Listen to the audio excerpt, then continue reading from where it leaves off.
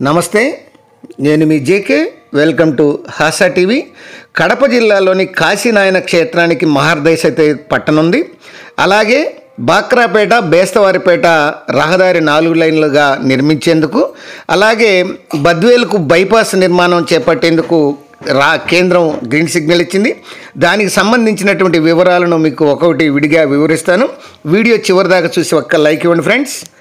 ఆధ్యాత్మిక నిలయంగా బాసిల్లుతున్నటువంటి కాశీనాయన క్షేత్రం జ్యోతిర్లింగ క్షేత్రానికి త్వరలో ఈ మహర్దశ అయితే పట్టనుంది. ఈ ఆటంకంగా ఉన్నటువంటి అటవీశాఖ అనుమతులు తొలగిపోనున్నాయి. కాశీనాయన క్షేత్రానికి అవసరమైన 3 హెక్టార్ల స్థలాన్ని కేటాయించడానికి కేంద్ర అటవీశాఖ సానుకూలంగా స్పందించింది. అట్లానే బాక్రాపేట బద్వేలు రహదారి విస్తరణకు మార్గం సుగమమవుతోంది. ఈ కలివికోడి పేరిట రాత్రిపూట రాకపోకలు నిలిపివేస్తుండగా ఈ సమస్య పరిష్కారానికి చొరవ తీసుకుంటుంది కేంద్ర ప్రభుత్వం.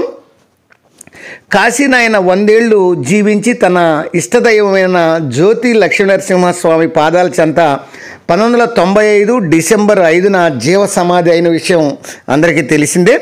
ఈ కాశీనాయన సమాధిపై అద్భుతమైన దేవాలయ నిర్మాణానికి పూనుకున్నారు భక్తులు. నిర్మాణాలను అటవీశాఖ అడ్డుకుంది. దీంతో ఆయా నిర్మాణాలు అర్ధాంతరంగా ఆగిపోయాయి. వైకాపాక పాలనలో ఈ అటవీ అనుమతులు సాగిస్తామని కొందరు నేతలు చెప్పినా కూడా అవి కార్యరూపం దాల్చలేదు. తాజాగా బద్వేల్ నియోజకవర్గ తెలుగుదేశం అధినేత రితీష్ రెడ్డి ఈ మంత్రి సత్యకుమార్ ద్వారా కేంద్ర అటవీశాఖ మంత్రి భూపేంద్ర యాదవ్ని అయితే కలవడం అయితే జరిగింది. ఇక్కడ క్షేత్ర యొక్క ప్రభావాన్ని, దాని యొక్క గొప్పతనాన్ని, దాని యొక్క ప్రాముఖ్యతను వివరించడం, దాంపాటు 5 జిల్లాల భక్తులు ఈ క్షేత్రాన్ని సందర్శిస్తున్నట్లటువంటి ప్రాధాన్యతను వివరించడం అయితే జరిగింది. ఈ క్షేత్రంలో మందిర నిర్మాణానికి 3 హెక్టార్ల భూమిని కేటాయించాలని విన్నవించారు. ఇంతకంటే ఎక్కువ కోరిన పక్షంలో అనుమతులు రావనేది కష్టంగా ఉంటుందనేది ఆయన ఈ సందర్భంగా గుర్తు చేశారు. దీనికి కేంద్ర మంత్రి అంగీకరిస్తూ త్వరలోనే అనుమతులు ఇస్తామని హామీ కూడా ఇవ్వడం జరిగింది అటవీశాఖ మంత్రి. దీంతో రాతి స్తంభాలతో చేపట్టినటువంటి మందిర నిర్మాణం పనులు పునఃప్రారంభం కానున్నాయని భక్తులు ఆశిస్తున్నారు. ఇక ఈ రహదారిలో ముఖ్యమైనది ఈ బాక్రాపేట బేస్తవారిపేట రహదారి. దాని గురించి ఇప్పుడు చూద్దాం.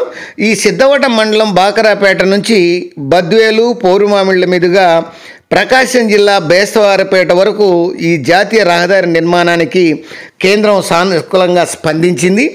ఈ మేరకు కేంద్ర మంత్రి నితిన్ గడ్కరీ రాష్ట్ర మంత్రులు, జిల్లా నేతలకు హామీ కూడా ఇవ్వడం అయితే జరిగింది. 4 వరుసల రహదారి నిర్మాణంతో పాటు రాత్రిపూట అనుమతులకు వీలుగా ఈ ఆకృతులు రూపొందించడానికి కేంద్ర మంత్రి చొరవ తీసుకుంటున్నాడని ఈ సందర్భంగా పేర్కొనడం అయితే జరిగింది. ఇక్కడ ఈ కడప ఫారెస్ట్లో ఈ యొక్క లంకమల్ల ఫారెస్ట్ అంటారు. ఈ లంకమల్ల ఫారెస్ట్లో ఈ కలివికోడి పేరిట రాత్రిపూట వాహనాలు రాకపోకలు ఆపేస్తున్నారని కేంద్ర మంత్రి వద్ద తెలుగుదేశం నేత రితీష్ రెడ్డి ప్రస్తావించారు. ఆయన దీనికి స్పందించారు. రహదారి విస్తరణతో పాటు వన్యప్రాణులకు హాని కలగకుండా అవి రాకపోకలు సాగించేటువంటి ప్రాంతాల్లో భూగర్భ రహదారిని నిర్మించేలా ఆకృతులు రూపొందిస్తామని మంత్రి అయితే తెలపడం అయితే జరిగింది. ఈ అవసరమైన ప్రాంతాల్లో రహదారి వెంట ఇనుప కంచె, ముళ్ళ కంచె వేసి నిర్మాణం చేపడతామని చెప్పారు.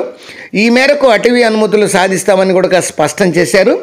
దీంతో దీర్ఘకాలికంగా పెండింగ్లో ఉన్నటువంటి ఈ యొక్క బాక్రాపేట బేస్తవారిపేట రహదారి విస్తరణ, రాత్రిపూట రాకపోకల సౌలభ్యం అయితే కలగనుంది.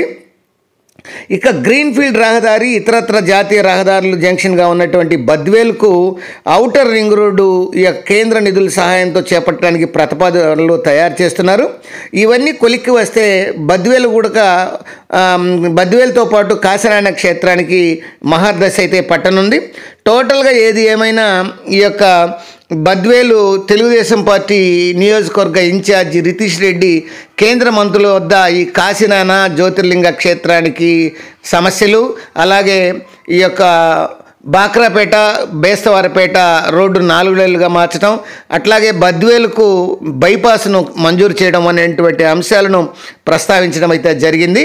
అది ఫ్రెండ్స్, మరొక అంశంతో మళ్ళీ మీ ముందుంటాను ఫ్రెండ్స్. జై హింద్.